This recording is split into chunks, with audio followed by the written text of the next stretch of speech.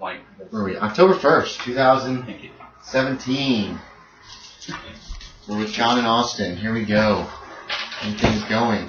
Okay.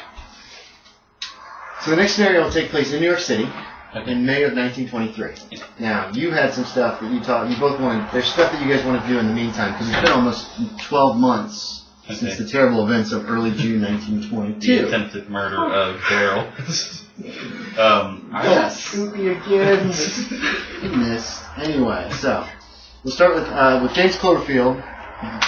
First off, is there anything you want to do in those months? Yes, I want to try and find more information about the phenomenon that happened at the house. Okay. So you're going to do some investigation of... You're looking for ghost stories? Or maybe just, like, quote-unquote experts on it. Experts. Okay.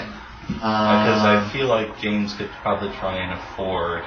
Yeah, you have tons of money. I mean, you're, like, loaded. Okay. Oh, and you have dice. Awesome. Okay, great. You don't need these, though, at all. I thought those were the right set. It doesn't matter. So, let's see. You can either give me a luck roll, or a library use roll. I don't know if you put any points in library use, so it's probably basic. At least 20 or 55 for luck. So you can do a luck roll just to see if over those months you stumble across an actual person who can help you and talk to you about some of this stuff. This one? No. Sorry. That's okay. No worries. 51. 51 out of 55. Okay. You do find somebody else in New York City. Okay, let's see. There's a professor at Columbia University, archaeological and ancient races and all that kind of stuff. What do you want to know from this guy? I guess I kind of like want to inquire about what I personally saw and experienced at the house. Sort of like seeing visions of the past. You tell him like the whole story, like, this happened to me. You know, you're throwing money around, you find this guy, he's willing to talk to you. Yeah, and I also pay him a little to keep quiet about it, so I don't appear crazy. Are you telling like everything that happened? Getting pushed out the window, the guy upstairs who went upstairs and then they found him just kind of like huddled up in a ball, all that stuff? I tell him everything, and tell him not to tell anyone else. No, he won't. He'll be discreet. Yeah. He wants to know, what did your friend see? He doesn't remember. Okay, he doesn't remember at all. Okay. That's why I'm curious of what he saw, then you don't forget. Okay. Or what caused his amnesia about what he saw. You probably have to talk to a psychiatrist or a sociologist. You probably have to talk to an alienist or a psychologist about that. That's not his field. Okay. Although he has known that some men, sometimes the mind blocks out what you see to protect you. And he's seen a few weird things in his own time, and he's like, this is all off the record, of course. Mm-hmm. But there are things in the world that should just be let lie. They should be left alone. When men deal with them, it can cause you to go quite mad. Mm-hmm. And he advises you, this is not an avenue that you want to go down, Mr. Cloverfield. He's very adamant about that. He says he's seen a few things in some of the digs in Egypt, Africa, Australia, that were very disturbing. Mm-hmm. And it's probably not something that you would really like to look into.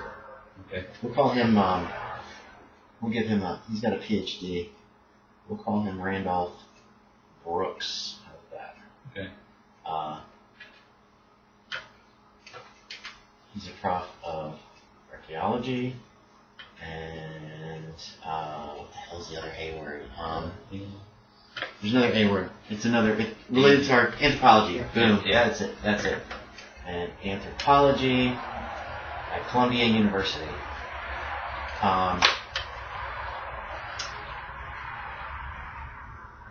He says a lot of the stuff that we believe today, even as good Christians, is possibly wildly inaccurate. And that sometimes the mind cannot comprehend these things. He's never heard of the ghosts before, of real ghosts. There's a lot of ghost stories, everybody has. But whatever your friend saw was obviously either he's a weak character, or he saw something that was overwhelming to him. Okay.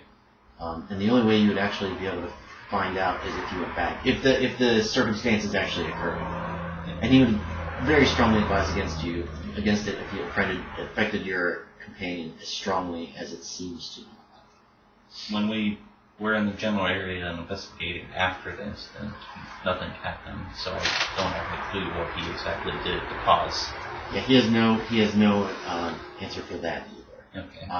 From what he knows from his own, delving into the occult and other races and stuff, that putting the bodies in the ground, getting them burials, hopefully would end the haunting of the house. But he doesn't know. So that's just I have no intention of going back. Okay.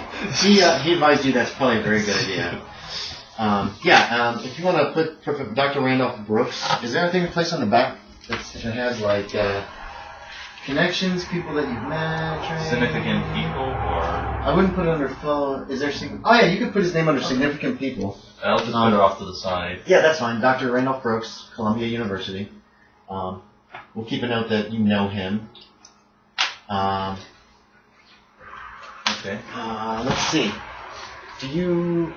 I don't think we're going to mess around with like improving skills like out of game at this point. We're not going to mess around too much with that. Okay. It's something we'll possibly get into later on if you guys want to deal with it. Okay. Anything else? Maybe try and see if I can improve the limp on my leg at all. Probably not. You're not. I think it's not actually a limp that is actually going to cause you to lose any of your movement rate or anything like that. It's a pronounced limp. You can use a cane or not. It's just when you walk, it is slightly painful. Okay. It was a bad break. All right. I'm trying to think I don't think there's anything else I would have done. Okay. Other than maybe just try and find some information and just recuperate from the... there's plenty of books on the occult and stuff at various libraries in New York City. I probably would have been studying a little too, since I have nothing better to do. Okay.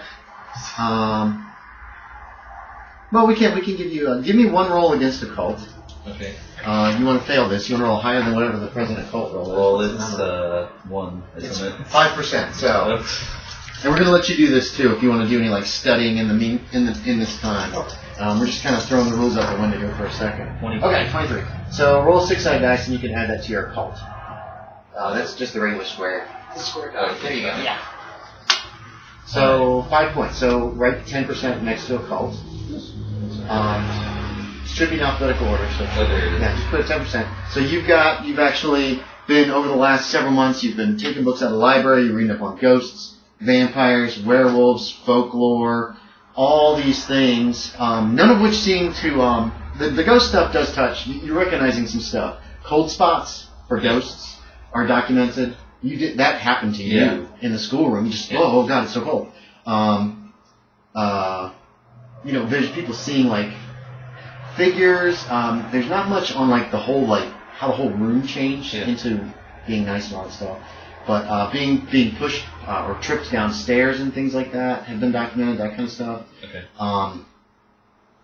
Warnings of hostile spirits and all that kind of stuff. So that's what you learned over the last nearly a year when you had time. What do you plan on doing? And then we'll get into some little vignettes here. That month of recovery through psychologist first. How much is it for 1 month again? I think it was $300. $400. It's $100 a week. I can still afford that. Okay. So mark it off your savings. So $400 a week. Oh, we got to get these rules. I keep the sanity page marked because I'm still not completely familiar with these new rules. Oh, and should I reset my health points back to 12? Yes, it's been months and months and months and months. You guys should both have full hit points. You can mark your magic points too. They're going to be 1/5. I didn't take any actual damage. Yeah. Your magic points will be 1/5 of your power. So it'll be the same as that lower number. So you have 6 magic points. I have 55 power. So it'll be 11? Yeah. Yeah, 11. Okay. And then you should, in these boxes, in this upper box, put half of this number, and in the lower box, put 1/5 of that. All right. Those can come in handy later. So, okay, so D3, correct? you want to roll percentile dice first, and 1 to 95 is a success. You want me to roll it? You want to roll it? I'll roll it. Okay. So anything under 96, 26. 26 is success. That'll give you 1d3 points back. That would be 3. And you didn't have any indefinite insanities anymore because you got success before, so that was cured. So you've been mark your sanity up. Those 3 points. Yeah. Recover from indefinite insanity. Okay. So you did that. Can I do that for all the boxes? The half Yes. and then. Yep. And you can even, if you want, do it for the boxes at some point. It's not real necessary because if I ask you guys to make an extreme roll, then you have to do 1/5.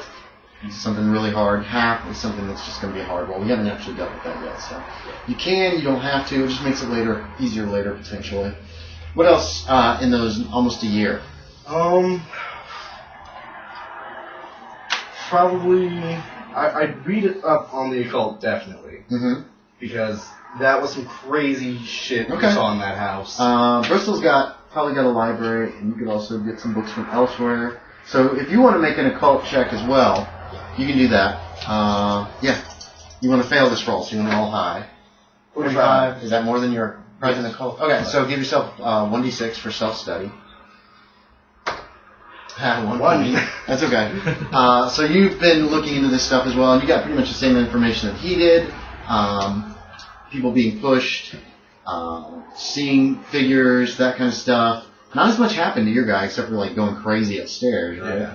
He doesn't remember that. Like ghostly noises, that kind of stuff. The creaking of the floorboards where nobody's supposed to be. A woman, a lady crying. That's all. Those are all tropes. Those are all just kind of common for ghosts to do. And you find out the same thing he did. Having the bodies removed from the house should end the haunting. Okay. Maybe. It's real vague on that kind of stuff. Okay. So a couple of questions. For Cloverfield. Yes.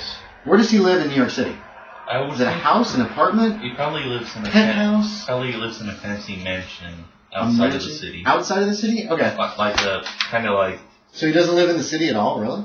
Well, he could have an apartment in the city and have a mansion outside the city if you want. You guys maybe super rich. he has a mansion out in some nice state, and then he has a fancy apartment in the city. Okay. So he's got both an apartment and the mansion is where his mother lives. His mother still alive? Yes. Okay. I think we determined that last time. But Dad died. Yeah. Okay. And I have a reason of why he died. How did he die? Mugged. Mugged? In the city? Yeah, in the city. And that's why James is so proficient with handguns. That he wants to be able to defend himself if it happens. And okay. Does he carry a handgun in town when he's even in town? Probably. Like if you went out clubbing? I don't know. I feel like he probably still would. Okay. I feel like he's a little paranoid about it. So Dad was mugged. So apartment and a mansion. You're part of a gentleman's club as well. Yeah. What's your adopted son's date of birth? He was 9 in 1922. So what year would that be up to be? 1922 minus 9 would be 19... wait, how old is he? 9? He's 22 minus 9. I'm on a blanket here. 1911? 1911. 1922. No, 1913. Yeah. He was born in 1913. Okay, and I'll say he was born in May 20th. 5/20, 19... And that his name. 1912. Yeah. Stupid. And Yes, okay. And I guess 1922. Right. And I'll say his first name is Wilhelm. Wilhelm? Yeah. Okay. And he goes by your last name. Yeah. Right. Okay. 5/20, 1913. This scenario takes place right after his birthday, May 25th. So he's now 10 years old. Ooh. Should I change that to he's 10 years old? You can, or you can just put a DOB for him. Okay. The 5/20, 1913 is what we figured. One last question about your family. Is it old money or new money? I mean, has it been in the family for years, or did you guys recently become rich? Was it your parents who became rich? I think my parents became rich. Okay, so you're new rich. Yeah. So new money. And I just happened to inherit my father's fortune. Okay. Okay. So, we give you a little vignette with you. Who do you want to deal with that? What connection do you want to deal with? Your dad's watch, your son, since your mom's still alive, you could be dealing with her, your astrologist. You probably have a few people that do readings for you. Yeah. I feel like maybe like his interest is in astrology. Is that his mother was kind of a believer in it, and she kind of just showed him when he was young. Okay. And he's not completely sure if he believes it, but he still does it out of old habit and kind of comfort. Okay. So sometime in this year, your mom, you're at the big house, and your mother says, "I found a new reader. Let's go. Do you want to bring little Wilhelm? It's about time he's indoctrinated. I mean, not indoctrinated. It's about time that he learned how this stuff works. Don't you think? I guess. Like you said, she's like really into it, right? Yeah. So she goes to her card reader like every week. Yeah. You know this.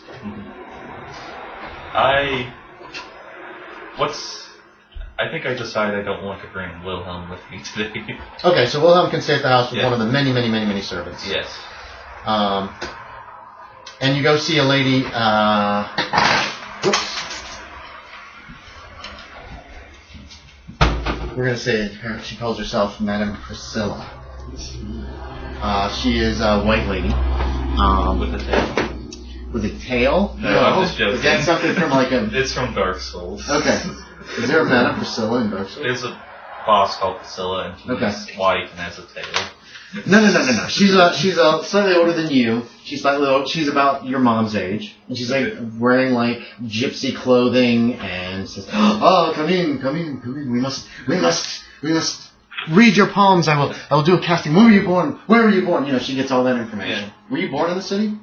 Yeah, I think we agree that I was born in the city. One of the big hospitals there? Yeah. Oh, God, this is terrible. Oh, that pumpkin imperial stout is too bitter for me. But, apropos for the game. Okay, so she says, she gets all the dates and she does all the calculations. You two have tea because it takes like an hour for her to do these calculations. Your mother's like, "Oh, I'm so excited. I've heard nothing but good things from Mrs. Vanderhurst and Mrs. Trent. These are all friends of your mother. They're also like rich women who live in... You want to live on Long Island somewhere? Sure. Okay, so all in this rich neighborhood of Long Island. I'm so excited. You know, Mrs. Trent said she said her son would meet someone wonderful. Blah blah blah. So the lady comes out and she looks a little worried. We're gonna say that this is in like April or so. Yeah. Like late April, early May, sometime like that. And she says, "Well, I passed your horoscope, and I have bad news for you. But it's something we might be able to allay. Let me tell you about it first." But she says, I see that you were born in this house." She gives you the whole spiel. You've heard it before. You know, she's got all the numbers right, it looks like. Yeah. And she says, "But there's some dark force at work in your life. And I feel like it will affect you soon, within the next month or so. I greatly fear for your safety. You might want to call upon the help of friends. Yeah. Draw your friends close around you. And it seems like that some friend in your past has also been affected by this same darkness. It's very strange. I don't recognize it. I'm not sure what this means exactly." What is this darkness? Is it a person? A thing? Yes. You know, astrologers can be very vague on it. And this is a near prediction is what she's giving you. She says, there's something wrong, and I just want you to be careful. Now we have plenty of good luck charms here for sale, so I would say buy as many as you possibly can. Your mother's like, "Oh," your mother looks very terrified. And the lady, Madame Priscilla, apologizes to her. I know, it's not always good news, but we can fight this, and we can protect your son. Oh! And she's like, buy anything she wants, whatever she wants. You know, that's what your mom is like. She's really confident this lady knows what she's talking about. So for $100, you can load yourself up with like good luck charms, onks, lucky rabbit's feet, anything And that's well under that $5,000 a week deal. So that's money that you can, it'd be like asking one of us to spend a dime in real life. So, literally, if you want, you can. I buy it just to make my mother happy. Okay, it does. She's like, oh, thank goodness. Always keep this, only your father had listened to our astrologer, that kind of thing. Yeah. And she talks a little bit about that. How long ago did your father die? That's pretty good information. Were you little? Or was this recent? I feel like I probably would have been old enough to have started by just inheriting everything. So, like, while you were in college? Did you go to college? What's your education? Well, remember, I didn't graduate high school. That's right. So after college, when you started like taking over the reins of the business or something, all of a sudden Dad's just dead. It kind of just started letting the business run itself. Right. Yeah. You guys are the owners. You're not necessarily the managers. Yeah. Okay. So that's your mom. Yeah. Nice lady. A little crazy when it comes to astrology. She totally believes everything. She says, you gotta call your friends. Does your character have any other friends aside from like the boys at the club? I have a favorite butler, but that's about it. Which, okay. How about the boys at the club? You belong to a club that's on your character sheet. So one of the like gentlemen's clubs in New York. And when I say that again, that's like a bunch of people that get together. They have meals together. The club is where you can go and relax and smoke and drink and all that shit. It's not like a strip bar or anything like that. So do you have any good friends there? Probably just some friends, not that close, though. Kind of superficial friends. Yeah. Just friends by people that are like, oh, Cloverfield, come over here. Let's have a cigar and talk about the weather or the news or whatever. Yeah. Okay. This is stupid prohibition, blah, blah, blah. Okay. Yeah. So, So, anyway, think about that. You can deal with that however you want from Madame Priscilla. Your mom swears by her. Says that everything she's predicted ever has always come true. You can feel about that however you want. Okay, so we've got, on some of your background stuff, we've got your brother. Yeah. Let's explore him. Okay. A minute. So, what's his name? His name is James. James Willem, huh? Yep. Okay, does he live in where the hell are you guys from? We're from Connecticut. I live in Is he in Bristol? You moved to Connecticut at some point. Okay. Oh, wait, a couple of quick questions. What's your home? Do you have a house? Do you live above the... my home is above the shop, yeah. Okay, so above the shop. So it's more of an apartment. Do you own the building? Yeah. Okay, so you own the little mechanic shop and the apartment above. It's probably a good size. It's probably big enough to have two apartments if you want to rent one out. Okay. That's up to you. Or you can have all that space for yourself. I would say there's a door in the back and some steps that go down to like an alley. No, I'll keep it as a guest room in case anyone So there's actually two apartments upstairs with a hallway between them. And you're in one apartment and the other one is yours, but it's just vacant at the present time. Okay, yeah. So your brother James, where does he live? I'd say he probably lives somewhere in Ohio. He's in Ohio, okay. Okay, small town or like in one of the big cities? He's a big city boy. He loves the city. So one of the big cities like Toledo, Cleveland, Columbus, Cleveland. Cincinnati, Cleveland. Okay, yeah, that's actually the closest one. So he lives in Cleveland, Ohio. Older or younger brother? He's an old brother. Okay. So he comes to Bristol. Do you want to go visit him? Would he come visit you? I'll take a drive out to him. Okay. So you take another week off. It's easy. You own your own business. You just shut down, or you give everybody customers some advance notice, and you drive over to Cleveland. Do you guys get along? Yes, we do. Okay. Like great. Like. Best Okay. friends. Yeah. Okay. So he's glad to see you. He's hoping you're going to stay for a long time, like a week. He's like, you could open a shop here, that kind of stuff. You guys are great friends. You do some drinking. He's got some, he doesn't make his own, bathtub gin or anything, but he has a person, in Cleveland. He knows where you can get some beer, basically. So he always has a little bit of beer. It's usually made in some other country. He has a few bathtub beer friends, people who can get him just stuff they made themselves, which isn't as good, but... so one night the two of you are drinking, he gets really, really drunk, which is unlike him. Sometimes he'll lay one off. He just gets trashed this night. He's like, you still got that necklace, right? The necklace? Okay, yeah, you keep that close. Close. I will. Do you tell him about what happened to you with the ghosts and that thing that you can't remember seeing? Or yes, I do, and I dramatically overtell me dodging the bullet that Cloverfield shot at me. Are you waiting until he's really drunk to tell him this? Or Yes, is this just okay. So that's when you finally break down and you're like, I bet I can share this with my brother. Okay. He believes it like every bit of it. We should go kick that Cloverfield fella in the ass. No. He had his reasons, I'm sure. You sure? It's fine. Okay. Promise. Man, that all sounds so familiar. I saw some things. I saw. What did you see?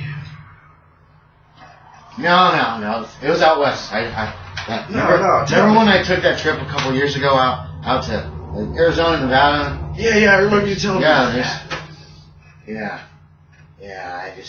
There's some stuff. There's some stuff that's really strange. We should get a hypnotist to hypnotize you and find out what you saw.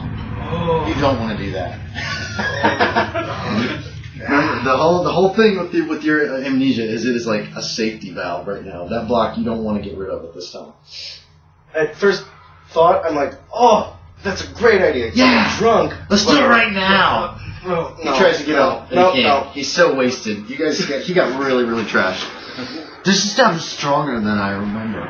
We should at least wait till tomorrow. For what? What time of the day is it anyway? It's probably an evening while he's there. Like they probably sat down there drinking on. Your brother owned like a house somewhere out in the country or something nice.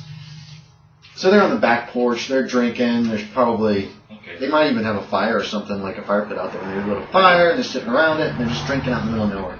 Yeah. Okay. I was just like wondering if this would be even open at that point. No, definitely not. But this is all drunk talk. Like we should do it right now. Okay. So yeah, you have a nice visit with your brother. You learn he saw something, but he's too drunk to relate it. And the next day, you vaguely recall him talking about this stuff. He's really hungover. So at this juncture, you don't have a chance to really talk to him about it. Right. But he seemed really glad. You do remember him being glad that you still had that necklace and he pulled that damn thing. Okay. So those are our vignettes. If you guys, we'll try to do probably little things like this at the beginning of each session to try to like help flesh out your character a little more, get to know your character. James Wallin, remember that.